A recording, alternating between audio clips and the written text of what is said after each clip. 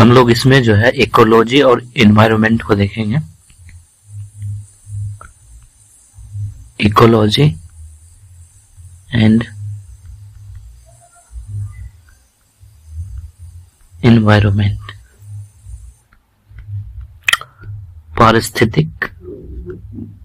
पारिस्थितिकी एवं पर्यावरण।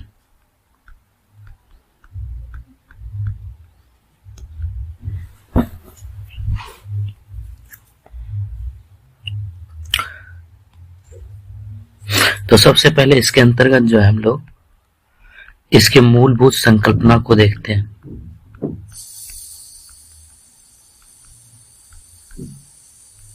मूलभूत संकल्पना को देखते हैं। इसमें हम लोग पहले समझेंगे कि पर्यावरण क्या होता है।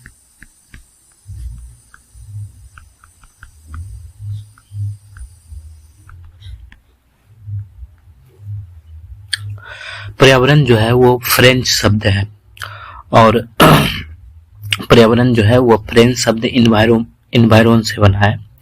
इसका अर्थ जो है टू सराउंडेड होता है, यानी घेरना होता है। जैसे कि हिंदी में जो है इसको परिजोर आवरण कहा जाता है, जिसमें परि का मतलब जो है चारों तरफ होता है। इसके अलावा आवरण का मतलब जो है घेरा होता है, ठीक। और ऐसे जो है जो इन्वायरमेंट है ये फ्रेंच शब्द है और इसका अर्थ जो है घेरना होता है, टू सराउंड, ठीक, घेरना होता है। तो इसका अर्थ क्या हो गया कि यानी कि दिए गए समय में या दिए गए स्थान पर, यानी कि दिए गए समय और दिए गए स्थान पर जो है जो भी चीजें किसी जीव को जो है घेरती है, इसी को जो है पर्यावरण कहा जाता है, ठीक। यानी कि वे सभी दशाएं जो किसी जीव या जीव समूह को दिए गए समय स्थान पर घेरती है, उन सभी दशाओं का योग जो है पर्यावरण कहलाता है, ठीक। यानी वे सभी दशाएं जो किसी जीव या जीव समूह को दिए गए समय और स्थान पर घेरती है, उन सभी दशाओं का योग पर्यावरण कहलाता है। इसी तरह जो है पर्यावरण के दो घटक होते हैं। एक जो है जैविक घटक होता है, जिसको जैव घटक कह सकते हैं। एक जो है अजैव घटक होता है। जैव घटक में जो है जो दूसरे जीव होते हैं वो सारे आते हैं, अन्य जीव इसमें आते हैं। और अजैव घटक में जो है इसमें जल मंडल आता है, इसमें स्थल मंडल आता है, इसमें वायुमंडल आता है, इसके अलावा जो है आर्द्रता आएगा, ठीक है, वायु आएगा, एक्सेट्रा। ये सारे जो है अजैव घटक हो जाते हैं। और पर्यावरण कितने प्रकार के होते हैं? तो पर्यावरण जो है दो प्रकार का होता है। एक प्राकृतिक पर्यावरण होता है और एक जो है मानव निर्मित होता है, या फिर मानव जनित पर्यावरण जिसको कह सकते हैं। ये दो प्रकार के पर्यावरण होता है। तो प्राकृतिक पर्यावरण तो हम लोगों को समझ में आता है। जो मानव जनित पर्यावरण होता है, इसमें जो है सांस्कृतिक पर्यावरण आते हैं, सांस्कृतिक पर्यावरण आते हैं, या फिर इसको कृत्रिम पर्यावरण भी हम लोग कह सकते हैं, ये आते हैं। तो हम लोग जो है इसको लिखते हैं डिफिनेशन के साथ। तो पर्यावरण तो उन सभी दशाओं का योग, उन सभी दशाओं का योग जो किसी स्थान पर, उन सभी दशाओं का योग जो किसी स्थान पर और दिए गए समय पर,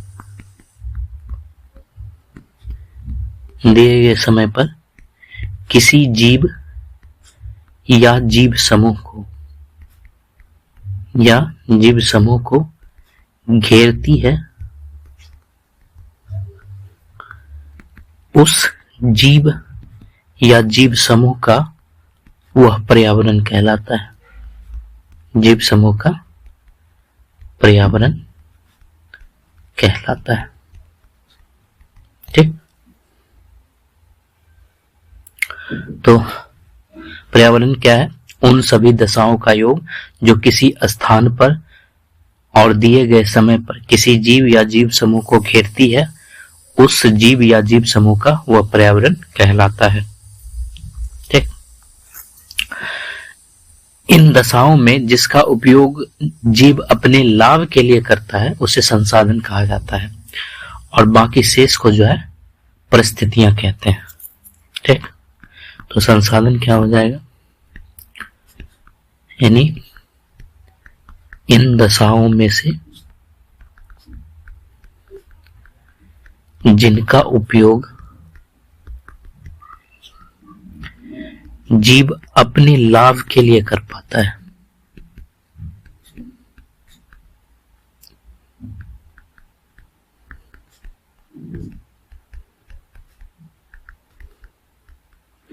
उन्हें संसाधन यानी रिसोर्स कहा जाता है, जबकि शेष को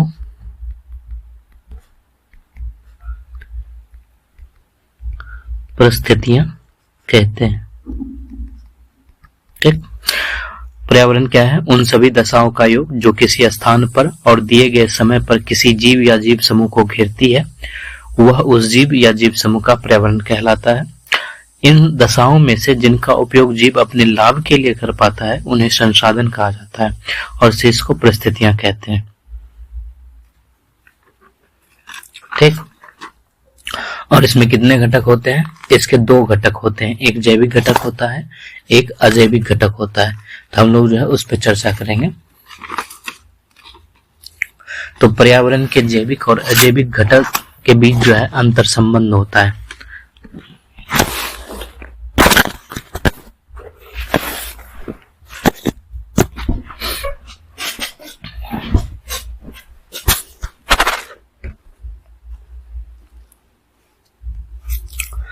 तो जैसे कि ये पर्यावरण है, तो हमने देखा इसके एक जैविक घटक थे और दूसरा जो है अजैविक घटक था। ठीक, तो इन दोनों के बीच जो है इसके साथ अंतर क्रिया होता है, अंतर क्रिया होता है, यानी कि पर्यावरण के जैविक और अजैविक घटक होते हैं और तथा जीव इन घटकों के साथ अंतर क्रिया करता है। ठीक, तो इसलिए जो है पर्यावरण के अंतर्गत जो है इन अंतर क्रियाओं को भी जो है शामिल किया जाता है।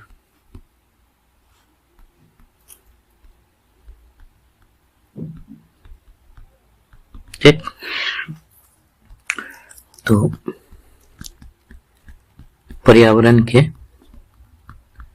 जैविक और अजैविक घटक होते हैं।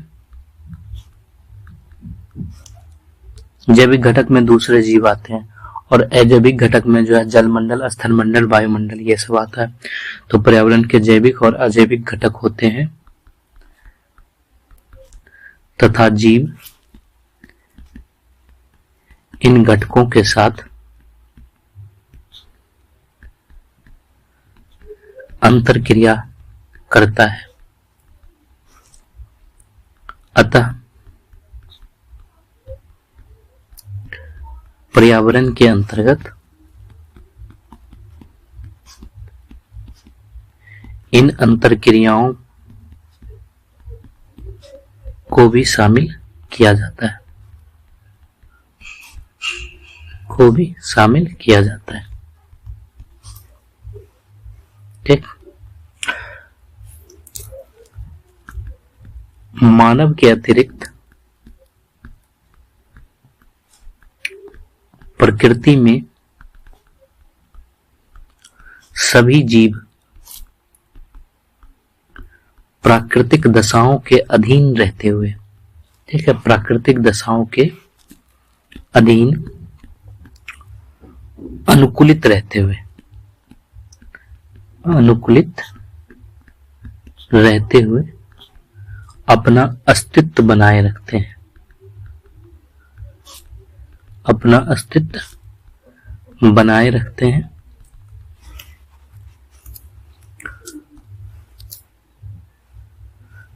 मानव के अतिरिक्त प्रकृति में सभी जीव जो है प्राकृतिक दशाओं के अधीन अनुकूलित रहते हुए अपना अस्तित्व बनाए रखते हैं। और ये जो जीव रहता है ये प्राकृतिक पर्यावरण से प्रभावित होता है और ये खुद भी जो है पर्यावरण को भी प्रभावित करता है और इन दोनों के बीच में जो है एक नियंत्रण और संतुलन बना हुआ रहता है। ठीक, तो ये जीव पर्यावरण से प्रभावित होते हैं तथा ये अपने पर्यावरण को भी प्रभावित करते हैं, किंतु इन पर प्रकृति का नियंत्रण बना रहता है, नियंत्रण बना रहता है। ठीक, तो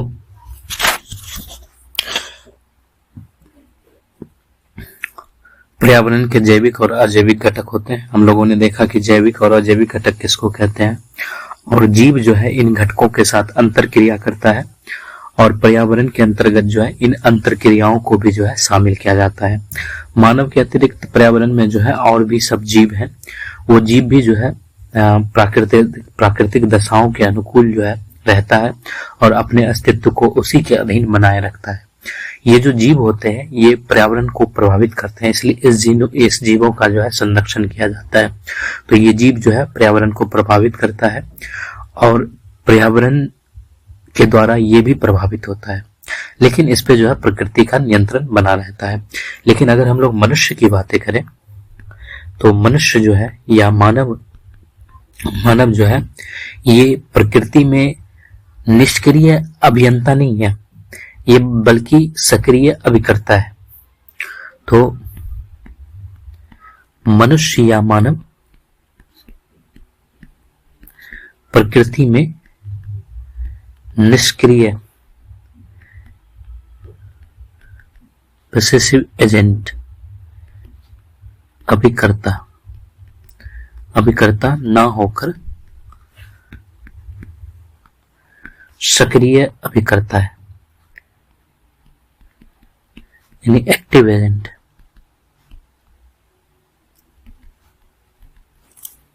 क्यों है एक्टिव एजेंट? तो मानव के पास जो है बुद्धि होता है, उसके पास तकनीकी कौशल होती है, तो वो अपनी बुद्धि और तकनीकी कौशल के बल पर जो है प्राकृतिक दशाओं में संशोधन कर देता है और प्रकृति को अपने अनुकूल ढालने का प्रयास करता है। इसलिए जो है जो मानव के द्वारा पर्यावरण का निर्माण किया जाता है उसे कृत्रिम पर्यावरण या मानव निर्मित पर्यावरण या सांस्कृतिक पर्यावरण कहते हैं।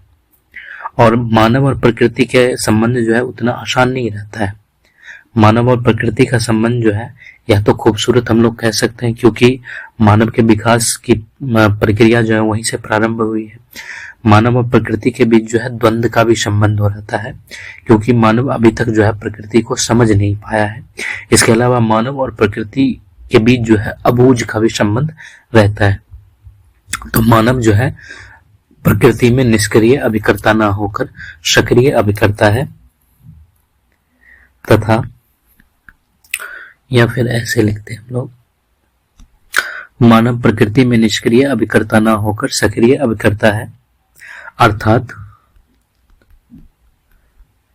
वह अपने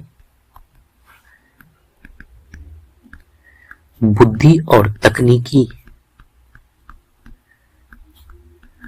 कौशल के बल पर प्राकृतिक दशाओं में संशोधन करता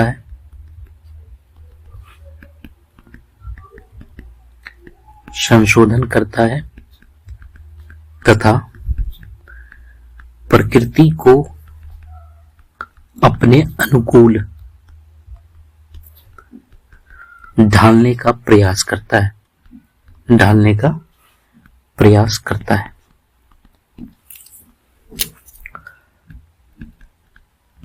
मानव द्वारा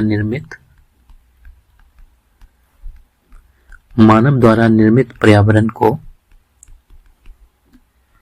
कृत्रिम या सांस्कृतिक पर्यावरण कहते हैं। सांस्कृतिक पर्यावरण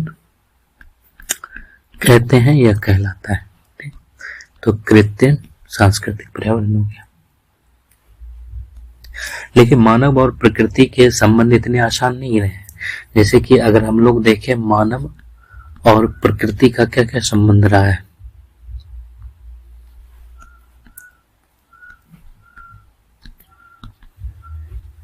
तो इसके संबंध की चर्चा अगर हम लोग करें तो हम लोग खूबसूरत भी कह सकते हैं,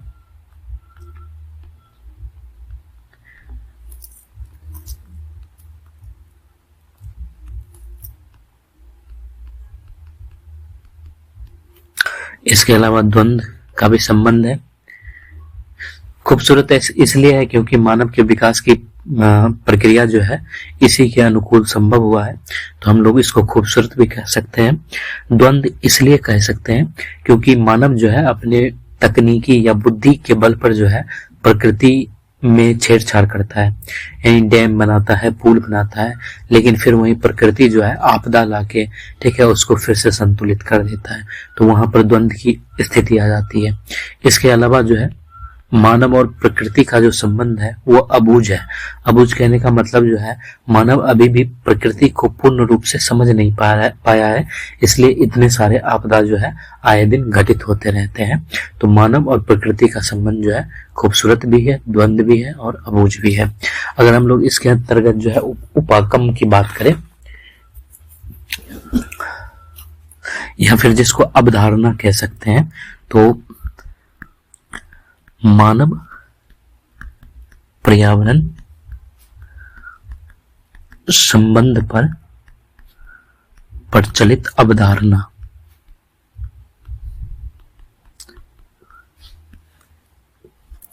ठीक, इसको हम लोग उपागम भी कह सकते हैं।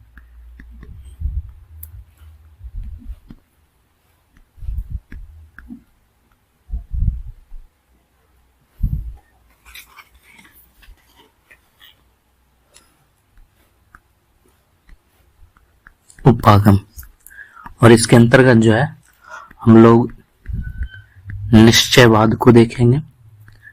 इसके अलावा हम लोग इसके अंतर्गत जो है संभववाद को देखेंगे और इसके अंतर्गत जो है नव निश्चयवाद को देखेंगे। जैसे कि जो निश्चयवाद है ये कहता है कि प्रकृति जो है स्वामी है और यहाँ पर मनुष्य जो है यानी मानव जो है वो दास है, वो निश्चयवाद कहता है। ठीक, यानी कि जो निश्चयवाद, इसको जो है नियतिवाद भी कहा जाता है। निश्चयवाद को जो है नियतिवाद भी कहा जाता है। तो इसके अंतर्गत यह माना जाता है कि प्रकृति जो है वो सर्वे सर्वा है और मानव प्राकृतिक दशाओं में कोई परिवर्तन नहीं कर सकता है। यानी जो निश्चयवाद है उसके अंतर्गत यह माना जाता है कि प्रकृति सर्वे सर्वा है और मानव जो है प्राकृतिक दशाओं में कोई परिवर्तन नहीं कर सकता है। वो प्रकृति के निर्देशों के अधीन ही स्वयं के अस्तित्व को बनाए रखने का प्रयास कर सकता है। वह प्रकृति की पूजा करता है, प्रकृति से डरता है और स्वयं को प्रकृति को समर्पित कर देता है, और इसको जो है मानव का प्राकृतिकरण भी कहते हैं। इसे ही इसे ही जो है निश्चयवाद या नियतिवाद कहा जाता है। और जो संभववाद होता है इसमें मानव स्वामी बन जाता है और प्रकृति जो है ये दास बन जाएगा। ठीक, इसको हम लोग ये कह सकते हैं कि यहाँ पर जो है पर्यावरणीय समस्याओं का जन्म होता है। यानी कि मानव जो है वो एक बुद्धिमान प्राणी है और समय के साथ प्रकृति के नियमों को समझता है और उसी अनुरूप तकनीकी विकास कर प्रकृति को नियंत्रित कर सकता है। और संभववाद के अनुसार प्रकृति को बाध्यता नहीं है बल्कि हर तरफ जो है वो अवसर ही अवसर देता है और मानव बुद्धि और तकनीकी कौशल के बल पर प्रकृति के दोहन को सुनिश्चित करता है। इसलिए जो है यहाँ पर मानव प्रकृति का दास नहीं रहता है बल्कि वो प्रकृति को नियंत्रित करने लगता है। और इस उपागम के अनुसार क्या होता है कि प्रकृति का मानवीयकरण कर दिया जाता है। ठीक, और यह माना जाता है कि विकास की प्रक्रिया में प्रकृति की क्षति को रोका नहीं जा सकता। इसको संभववाद कहते हैं। और जो नव निश्चयवाद है, इसको हम लोग जो है अलग तौर पर सतत विकास भी कह सकते हैं, क्योंकि इसमें नए उपागम शामिल है। इसको हम लोग मध्यम मार्ग भी कह सकते हैं, ठीक, जो बुद्ध का मार्ग था, मध्यम मार्ग भी कह सकते हैं। तो इसको हम लोग लिखते हैं। तो पहले हम लोग देखते हैं निश्चयवाद को। इसको नियतिवाद भी कहा जाता है।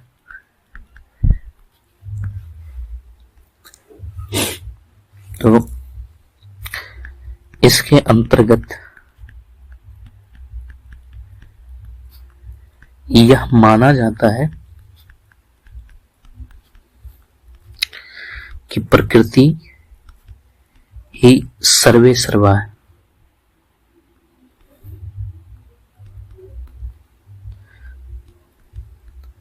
तथा मानव प्राकृतिक दशाओं में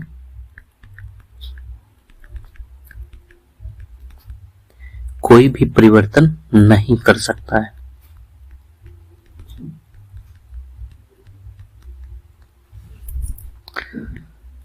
तथा वह प्रकृति के निर्देशों के अधीन ही स्वयं के अस्तित्व को बनाए रखने का प्रयास करता है, बनाए रखने का प्रयास करता है। वह प्रकृति की पूजा करता है,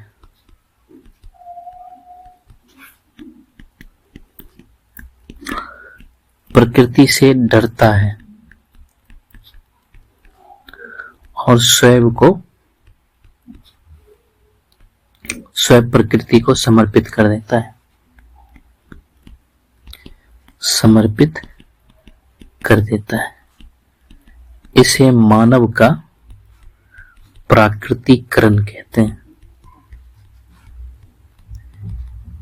ठीक, इसे मानव का जो है प्राकृतिकरण कहा जाता है।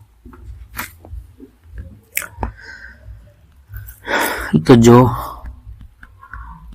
पर्यावरणीय, इसको नंबर देना चाहिए, हम लोग निश्चयवाद या नियतिवाद को देख रहे हैं। तो जो पर्यावरणीय नियतिवाद उपागम है, इसको हम लोग एनवायरमेंटल डिटरमिनिस्टिक अप्रोच भी कर सकते हैं। इसको जो है डिटरमिनिज्म भी लिखा रहता है।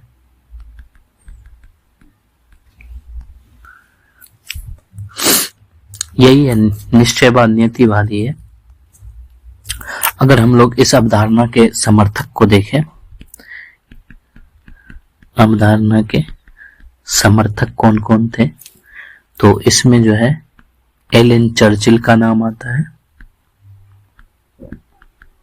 Ellen Churchill sample. इसके अलावा जो है रिटर का नाम आता है और हमबोल्ट का नाम आता है। ये इसके जो है समर्थक थे।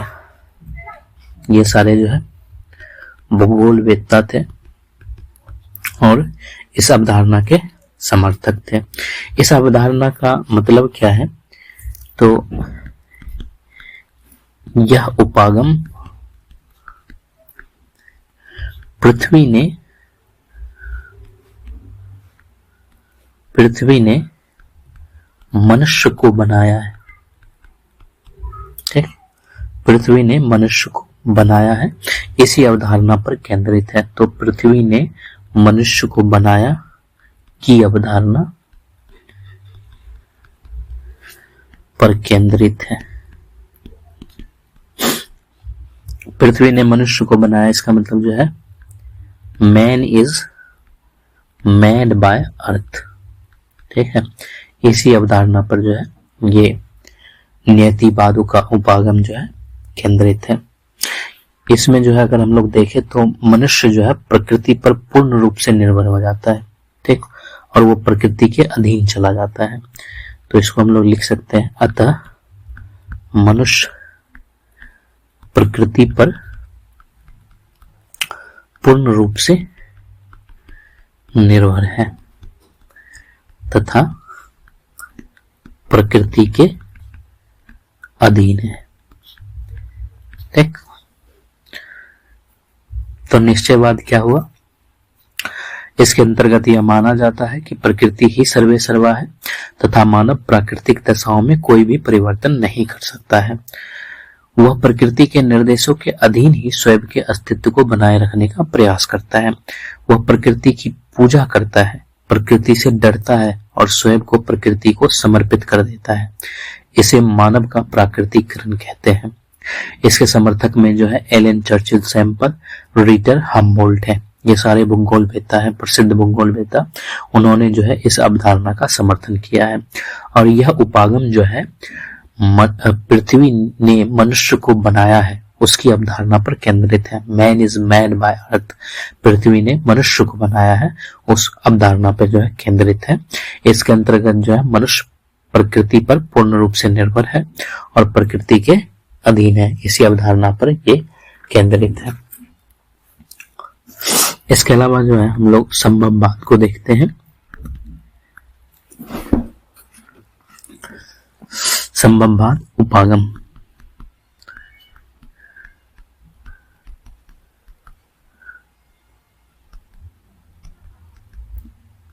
पॉसिबिलिस्टिक अप्रोच या इसको पॉसिबिलिज्म कहते हैं।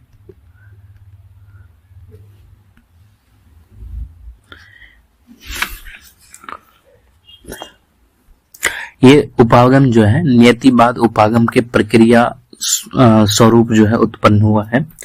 तो इसको हम लोग लिखते हैं विस्तार से, मानव का प्राकृतिकरण कहते हैं। किंतु मानव एक बुद्धिमान प्राणी है, बुद्धिमान प्राणी है तथा समय के साथ प्रकृति के नियमों को समझता है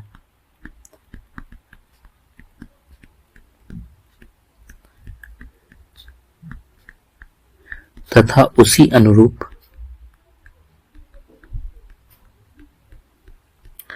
तकनीकी विकास कर प्रकृति को नियंत्रित कर सकता है, ठीक। संभववाद के अनुसार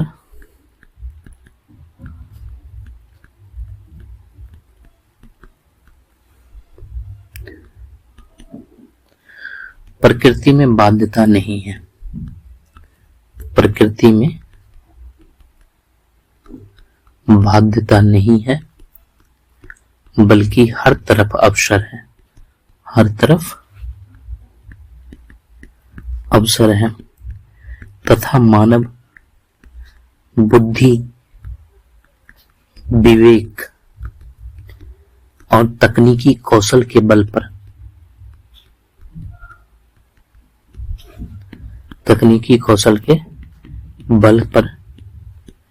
प्रकृति के दोहन को सुनिश्चित करता है।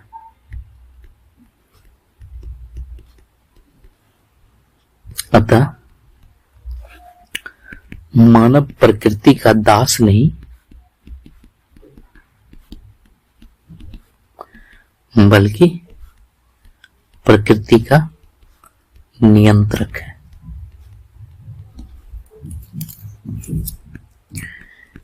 इस उपागम के अनुसार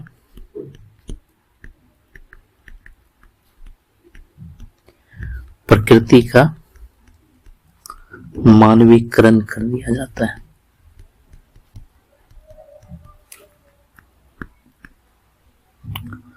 और यह माना जाता है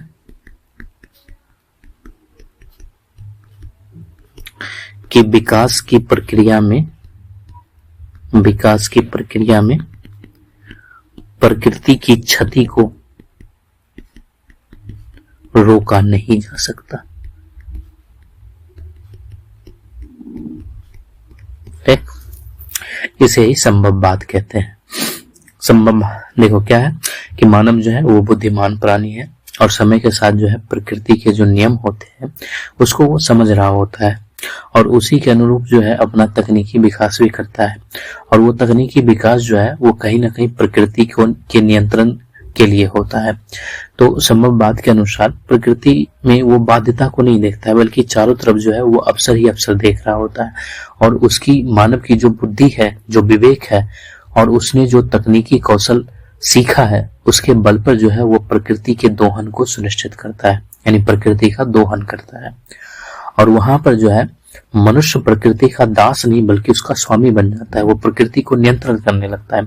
जैसे प्रकृति कहता है कि ठंड लाना है तो वो दिसंबर जनवरी महीने का वेट करे, तो भारत में जो है उस वक्त ठंड आएगी। लेकिन अब यहाँ पर मनुष्य जो है तकनीकी कौशल के बल पर एसी, फ्रिज, इसके मदद से जो है वो ठंड को लाता है। तो वहां पर क्या कर रहा है, तकनीकी कौशल के बल पर जो है वो प्रकृति के दोहन को सुनिश्चित कर रहा है।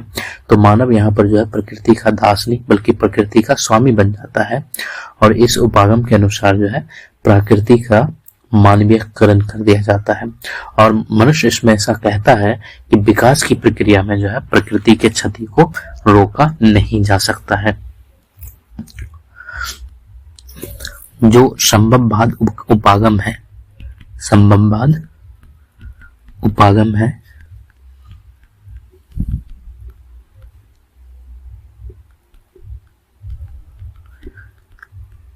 हम लोग देखते हैं इसके समर्थक कौन कौन है। तो ये जो है ये उपागम नियतिवादी, मतलब उसके अपोजिट में ये आया था। तो ये उपागम नियतिवादी उपागम के प्रतिक्रिया स्वरूप उत्पन्न हुआ था। उसके विरुद्ध इसको लाया गया था, उसके विरोध में। तो ये उत्पन्न हुआ और इसके प्रतिपादक जो है यानी समर्थक,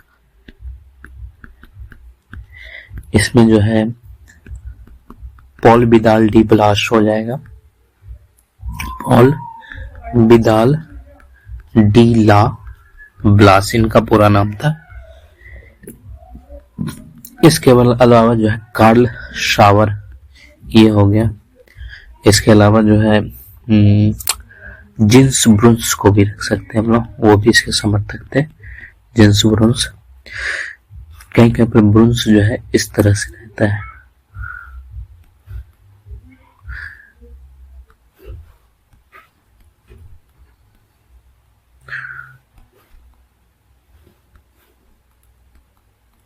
ऐसे लिखा रहता है ब्रुन्स।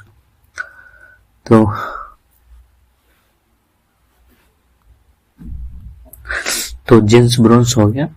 इसके अलावा जो है इशाया बोमन, ये इसके जो है ये सारे भूगोलविद ही थे।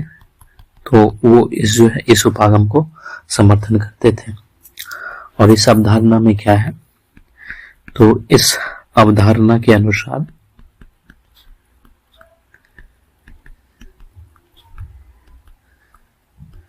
प्राकृतिक पर्यावरण मनुष्य तथा उसकी गतिविधियों को प्रभावित अवश्य करता है। तो इस अवधारणा के अनुसार प्राकृतिक पर्यावरण मनुष्य तथा उसकी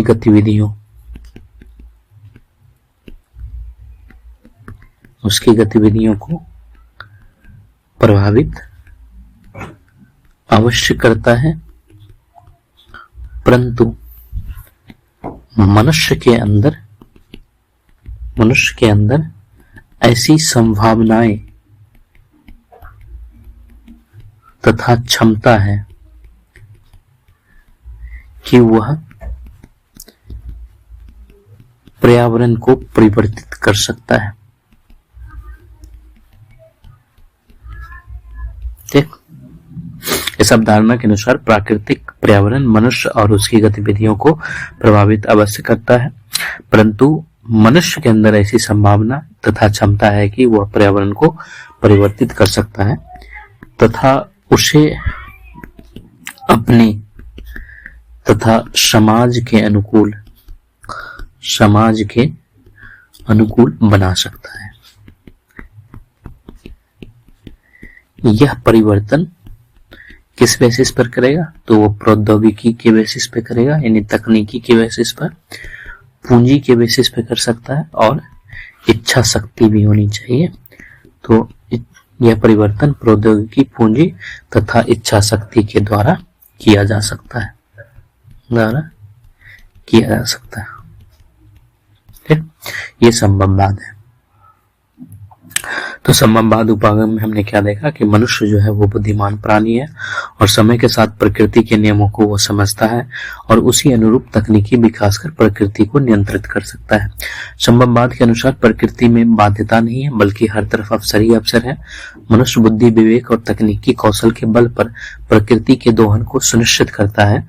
अतः इसमें जो है मानव प्रकृति का दास नहीं बल्कि उसका स्वामी बन जाता है, वो प्रकृति को नियंत्रित करने लगता है।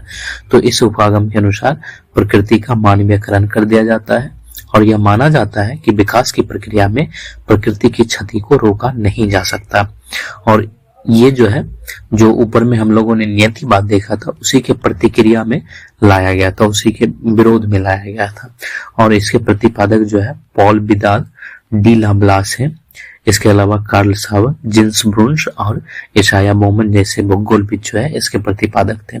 और इस अवधारणा के अनुसार जो है प्राकृतिक पर्यावरण मनुष्य और उसकी गतिविधियों को प्रभावित अवश्य करता है, परंतु मनुष्य के अंदर ऐसी संभावना तथा क्षमता है कि वह पर्यावरण को परिवर्तित कर सकता है तथा उसे अपने और समाज के अनुकूल बना सकता है।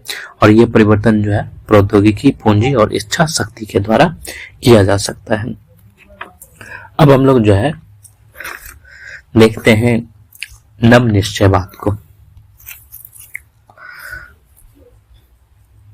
ये दूसरा हो जाएगा, ठीक।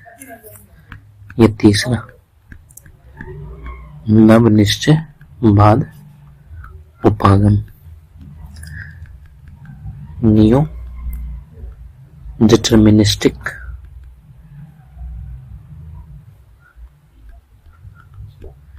अप्रोच।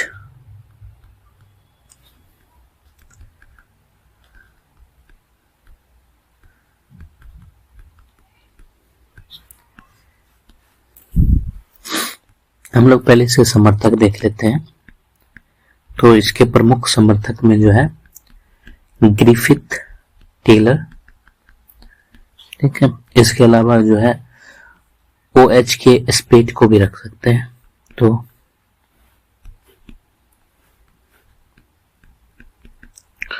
OH के स्पेट ये इसके समर्थक है। इसको जो है स्टॉप एंड गो अवधारणा भी कहा जाता है। स्टॉप एंड गो यानी कि रुको और जाओ, रुको और जाओ, स्टॉप एंड गो, ठीक है। ये अवधारणा भी जो है कहा जा सकता है, नहीं कह सकते हम लोग कि ये रुको और जाओ अवधारणा पर आधारित है, ठीक। इसका कहने का मतलब ये है कि प्रकृति की अपनी सीमाएं हैं, प्रकृति की अपनी सीमाएं हैं और इसका अत्यधिक दोहन जो है विनाशकारी हो सकता है।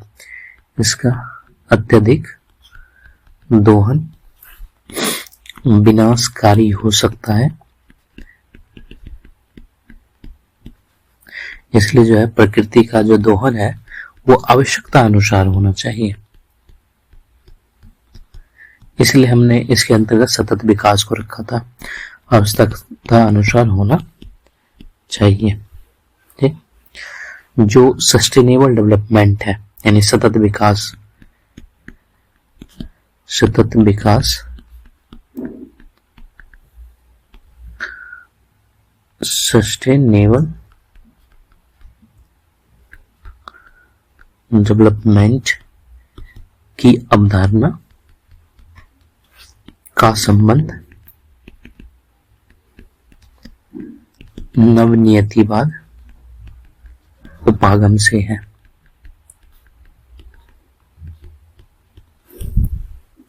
ठीक।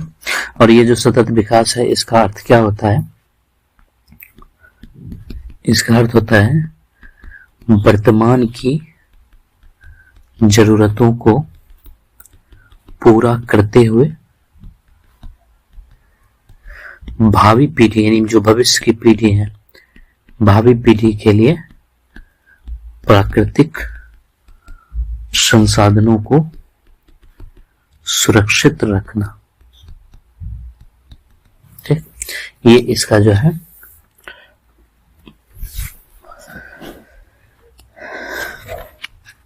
अवधारणा है। ठीक।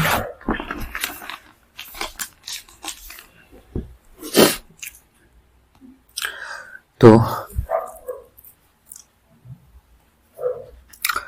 वास्तव में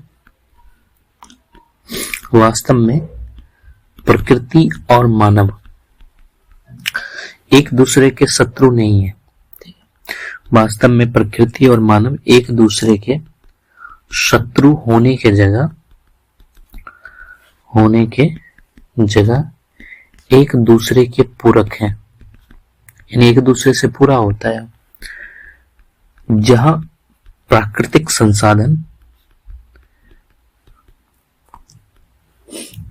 संसाधन मानव के विकास के लिए आवश्यक परिस्थितियां प्रदान करता है,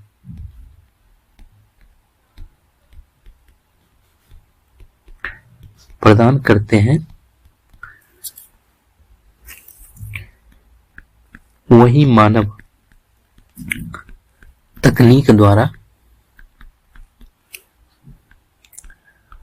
प्रकृति के अनुरक्षण, परिरक्षण और संरक्षण की प्रक्रिया को संभव बनाता है, प्रक्रिया को संभव बनाता है। ठीक। यह उपागम रुको जाओ, ठीक, स्टॉप एंड गो की अवधारणा पर आधारित है।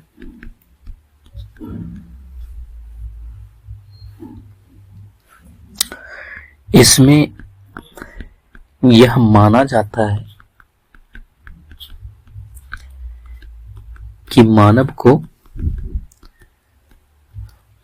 को प्रकृति के रहस्यों को समझना चाहिए तथा अपने विकास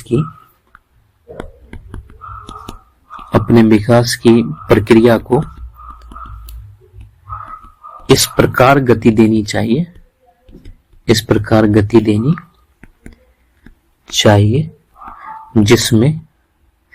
जिससे कि प्राकृतिक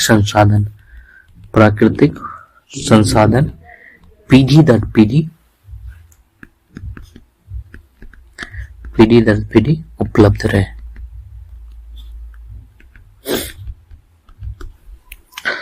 ठीक। नवनिश्चयवाद उपागम क्या है? इसके समर्थक में जो है ग्रिफिथ टेलर है, OH स्प्लेट है और ये रुको और जाओ अवधारणा पर आधारित है। इसके अंतर्गत क्या है कि प्रकृति की अपनी सीमाएं हैं, उसका अत्यधिक दोहन नहीं किया जा सकता। अगर अत्यधिक दोहन किया जाएगा तो फिर विनाश आएगा। तो प्रकृति का दोहन जो है वो आवश्यकता अनुसार करना चाहिए। जो नवनिश्चयवाद उपागम है वो कहता है कि प्रकृति का दोहन आवश्यकता अनुसार करना चाहिए।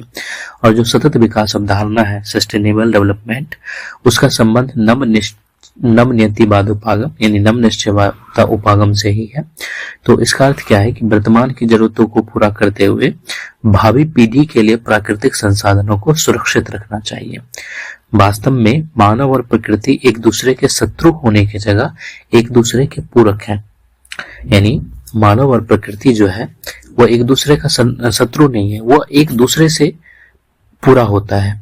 जहां प्राकृतिक संसाधन जो है वो मानव के विकास के लिए बहुत जरूरी हो जाता है, वहीं पर जो है मानव भी प्रकृति के लिए जरूरी हो जाता है।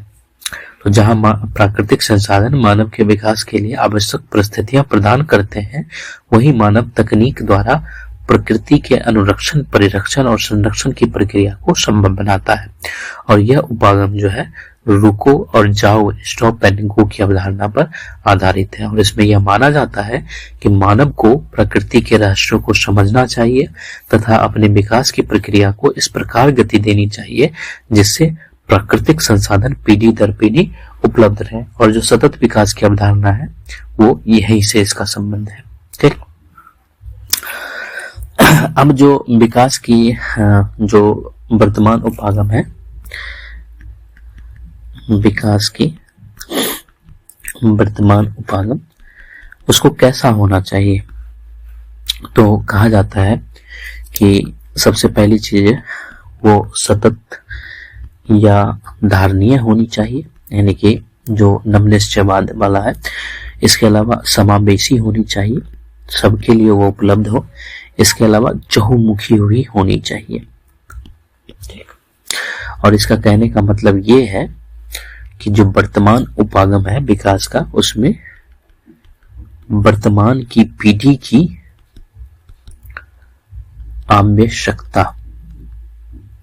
आवश्यकताएं पूरी होनी चाहिए और भविष्य के लिए या भविष्य की पीढ़ी के लिए भी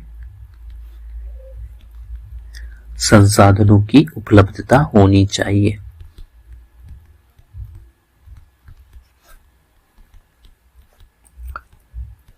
ठीक, तो जो वर्तमान में विकास का उपागम है उसके अंतर्गत 3 पक्षों पर जोर दिया जाता है। एक सतत विकास का पक्ष है, दूसरा समावेशी विकास है और तीसरा चहुमुखी विकास है।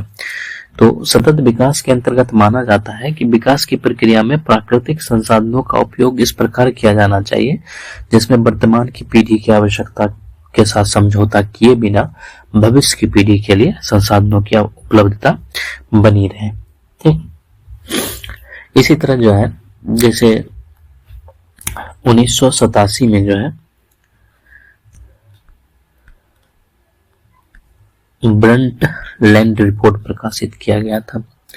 ब्रंटलैंड रिपोर्ट आया था 1987 में, और इस रिपोर्ट का जो शीर्षक रखा गया था उसका नाम रखा गया था आवर कॉमन फ्यूचर। ठीक,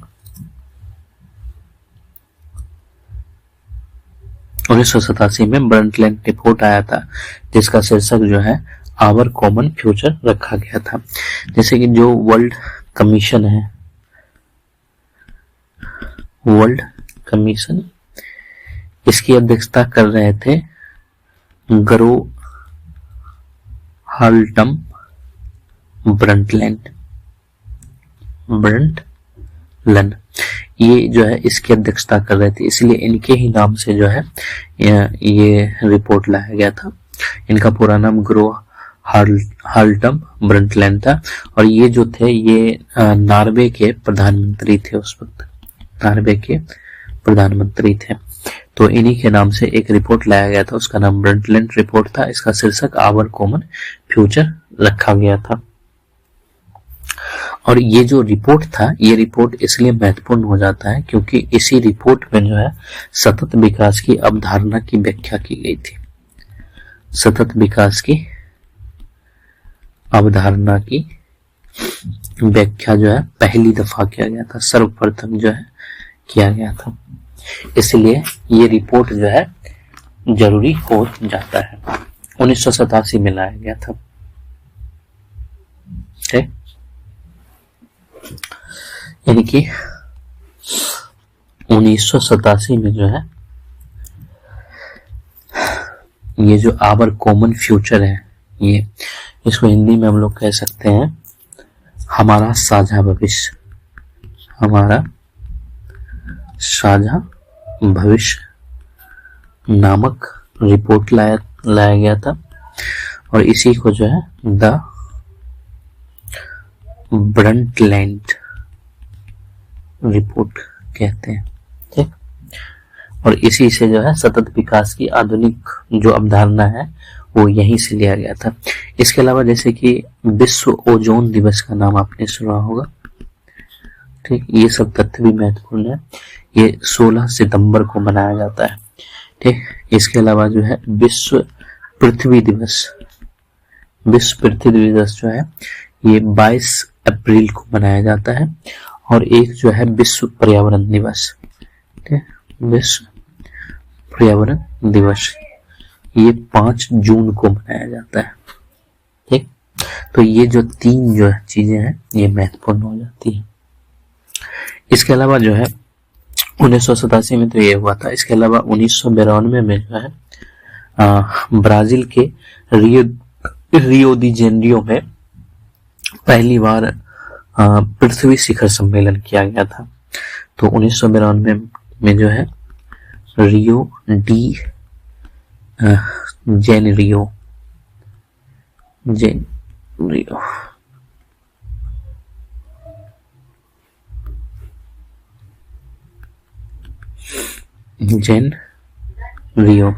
ये ब्राजील में है। और यहाँ पर जो है प्रथम पृथ्वी शिखर सम्मेलन आयोजित किया गया था।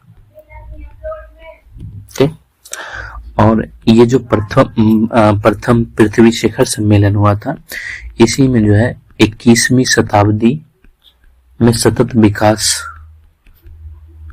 की प्राप्ति के लिए किया गया था, प्राप्ति के लिए आयोजित किया गया था, सतत विकास की प्राप्ति के लिए। ठीक, और इसमें जो है एक कार्य योजना लाया गया था।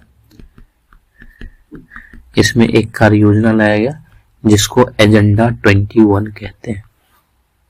ठीक,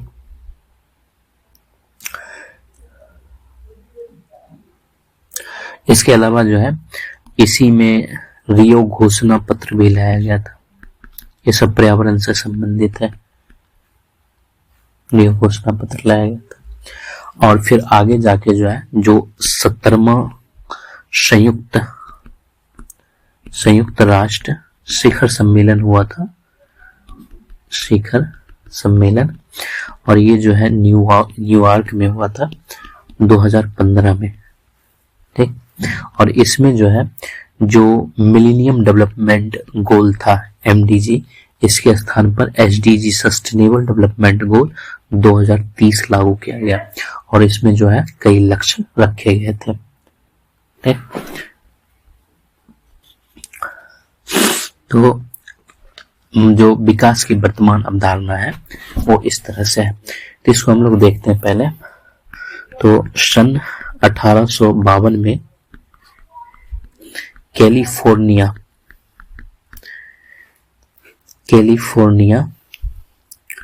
में सियरा क्लब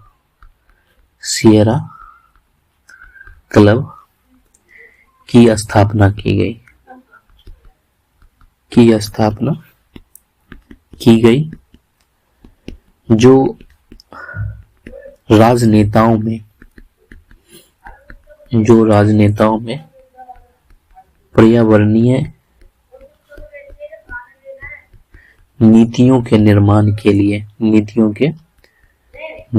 के लिए प्रेरित करता था। देखो 1852 में जो है कैलिफोर्निया में सियरा क्लब की स्थापना किया गया था, कैलिफोर्निया में 1852 में। और ये जो सियरा क्लब था, जो वहां के राजनेता थे, उसको बोलता था कि आप पर्यावरण पे भी नीति बनाएं। ठीक, तो इसलिए जो है ये भी महत्वपूर्ण हो जाता है। इसके अलावा जो है अप्रैल 1962 में क्लब ऑफ रोम अस्तित्व में आया था। क्लब ऑफ रोम जो है ये अस्तित्व में आया था क्लब ऑफ रोम। और ये जो क्लब ऑफ रोम था, इसमें मानना था, जिसका मानना था कि पर्यावरण क्षय, गरीबी आदि को अलग अलग मुद्दा मान के सुलझाया जा सकता है, अलग अलग मुद्दा मानकर सुलझाया जा सकता है। ठीक, 1962 में क्लब ऑफ रोम अस्तित्व में आया था, और जो क्लब ऑफ रोम के हिस्से में था, जो लोग उसमें से जुड़े हुए थे, उनका मानना था कि जिस तरह से गरीबी पे लोग विचार करता है, या फिर जो अलग अलग प्रकार पे जो है, मतलब सब्जेक्ट पे जो नीतियां बनाई जाती है, उसी तरह पर्यावरण में जो क्षय हो रहा है उस पे भी नीतियां बनाई जानी चाहिए, उसको भी एक मुद्दा बनाया जाना चाहिए, और उसको भी सुलझाना चाहिए। और ये सारे जो मुद्दे हैं ये आपस में जुड़े हुए मुद्दे थे। ठीक है, और आगे चलकर जो है, जब वृद्धि की सीमा मतलब बढ़ती गई, तो इस तरह की वृद्धि की सीमा जैसी अवधारणा भी सामने आया था, जिसके अंतर्गत माना गया था कि प्राकृतिक संसाधन की दोहन की सीमा है, और इस सीमा तक पहुंचने के बाद विकास और वृद्धि की सीमा तय हो जाती है, और उससे अधिक विकास नहीं किया जा सकता, तो सुलझाया जा सकता है। जबकि ये अंतर संबंधित है, क्योंकि पर्यावरण का क्षय हो रहा है और उसका बंटवारा जो है सही तरीके से नहीं हो पा रहा है, तो उससे एक तबके के लोग में गरीबी भी बढ़ेगी। तो ये सारे जो मुद्दे हैं ये आपस में जुड़े हुए मुद्दे थे, तो ये अंतर संबंधित है। आगे चलकर वृद्धि की सीमा जैसी अवधारणा अस्तित्व में आया, अवधारणा सामने आई, जिसके अंतर्गत यह माना गया कि प्राकृतिक संसाधन के दोहन की सीमा है, और इस सीमा तक पहुंचने के बाद विकास और वृद्धि की सीमा तय हो जाती है, मतलब इससे अधिक आप नहीं बढ़ सकते हैं, विकास और वृद्धि की सीमा तय हो जाती है, और इससे अधिक विकास नहीं किया जा सकता है। ठीक, जैसे कि 1972 में जो है स्टॉकहोम कॉन्फ्रेंस,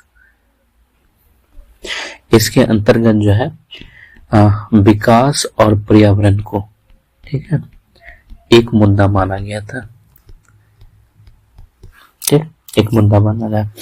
इसके अलावा जो है जैसे कि हम लोगों ने बात किया था कि 1987 में जो नॉर्वे के प्रधानमंत्री थे, इनका क्या नाम था? इनका नाम ग्रो हार्लेम ब्रंटलैंड था।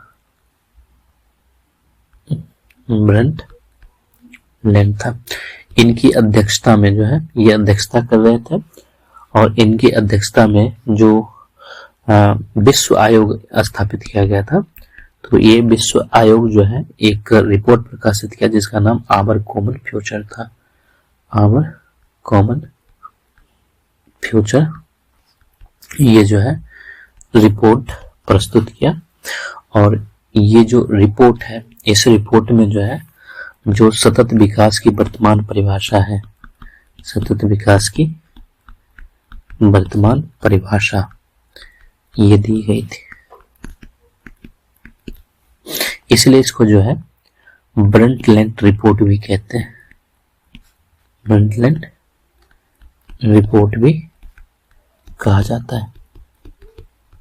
ठीक, और ये जब रिपोर्ट आया था इसी के बाद जो है सतत विकास की अवधारणा को वैश्विक लोकप्रियता प्रदान हुआ था। ठीक है, तो सतत विकास ही नहीं होना चाहिए बल्कि समावेशी भी होना चाहिए, चौमुखी भी होना चाहिए। जैसे कि अगर हम लोग एक त्रिभुज बनाने की कोशिश करें, ठीक, इधर हम लोग अर्थव्यवस्था को रखें, ठीक, यानी इकोनॉमी, इसके अलावा इधर हम लोग एनवायरनमेंट को रखें, पर्यावरण, और इधर जो है सोशल इक्वलिटी,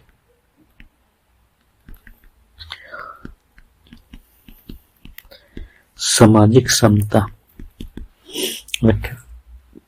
तो जो विकास की अवधारणा है वो इन तीनों पर आधारित है, यानी कि एक ई का मतलब इकोनॉमी हो गया, यानी जो वर्तमान विकास की अवधारणा है वो इन तीन ई पे आधारित है। एक इक्वलिटी हो गया और एक जो है इन्वायरमेंट हो गया।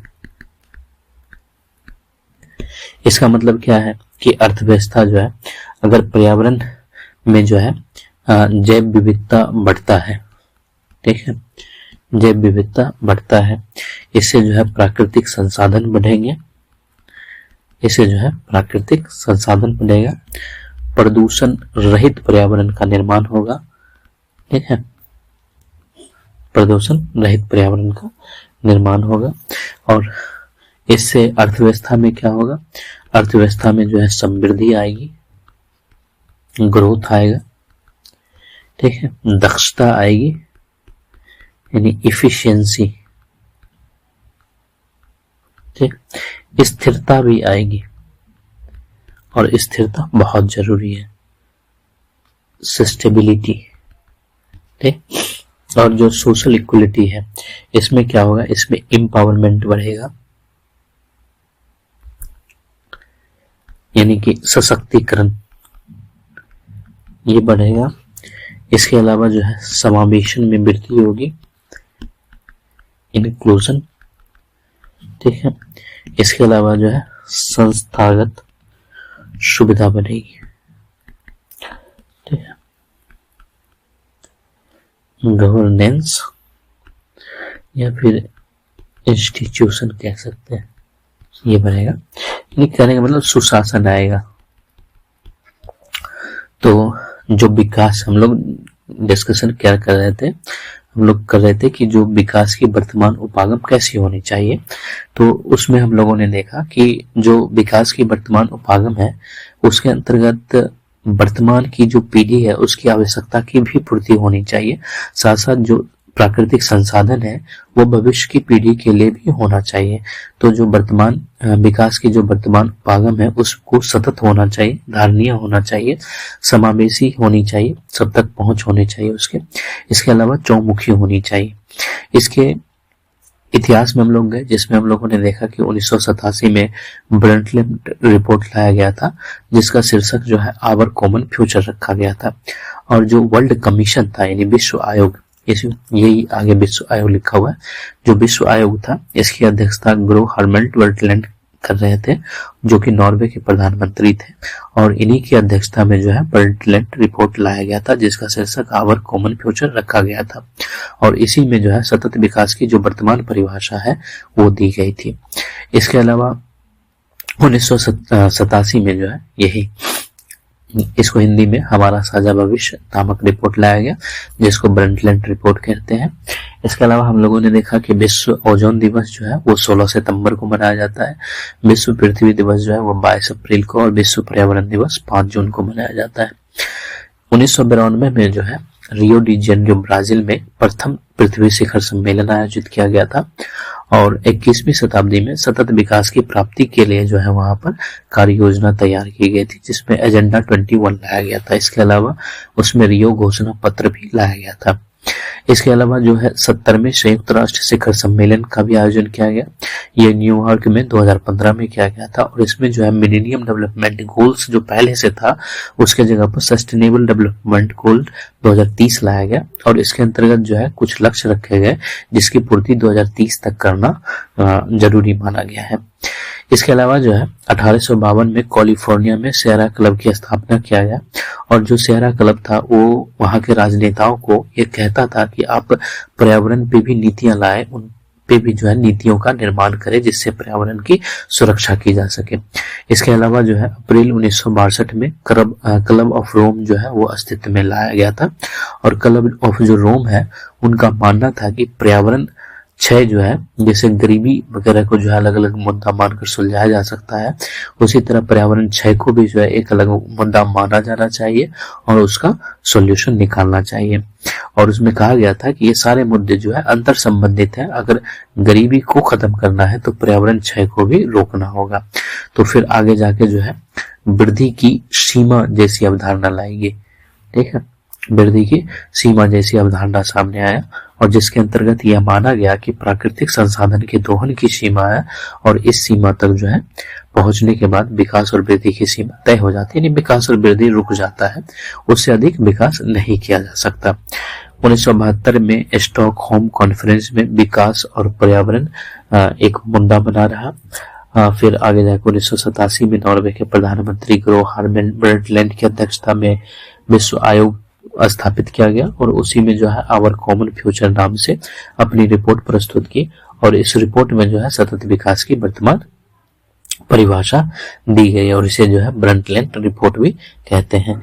इसके पश्चात ही सतत विकास की अवधारणा को जो है वैश्विक लोकप्रियता प्रदान हुआ, लेकिन सतत विकास जो है वो सिर्फ सतत विकास नहीं बल्कि उसे समावेशी और चौमुखी भी होनी चाहिए और विकास की प्रक्रिया को जो है हम लोग एक त्रिभुज के माध्यम से समझ सकते हैं जिसमें जो है एक तरफ अर्थव्यवस्था, एक छोर पे जो है एनवायरनमेंट पर्यावरण और एक तरफ सोशल इक्विटी को रखा जा सकता है। अगर पर्यावरण क्षय को हम लोग रोकते हैं तो उसमें जब विविधता में वृद्धि होगा, उसमें प्राकृतिक संसाधन में वृद्धि होगा और प्रदूषण रहित पर्यावरण का निर्माण होगा और इससे अर्थव्यवस्था पर क्या प्रभाव पड़ेगा, तो उसमें ग्रोथ आएगी, समृद्धि आएगा, उसमें दक्षता, इफिशियंसी आएगी, स्थिरता, सस्टेबिलिटी आएगी। इसके अलावा जो सोशल इक्वलिटी है, जो सामाजिक समता है, उसके अंतर्गत जो है सशक्तिकरण आएगा, समावेशन आएगा और जो संस्थागत सुविधाएं हैं यानी जैसे सुशासन हो गया उनका निर्माण होगा। तो इस तरह से जो है पर्यावरण एक मुद्दा था। इसमें हम लोग यही तक रखते हैं। यह हमारा जो है पहला क्लास था।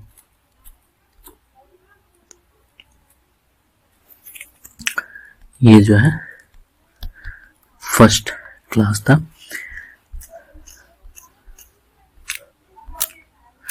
इसके अलावा जो है हम लोग आगे दूसरा क्लास देखेंगे और उसमें हम लोग जो है जो जैव मंडल है, बायोस्फीयर, उसकी चर्चा करेंगे, ठीक। और उसके अंतर्गत हम लोग जो है देखेंगे जीव क्या होता है, प्रजातियां क्या होती है और उन सब पर जो हम लोग विस्तार से चर्चा करेंगे। तो इसमें हम लोग यहीं तक रखें।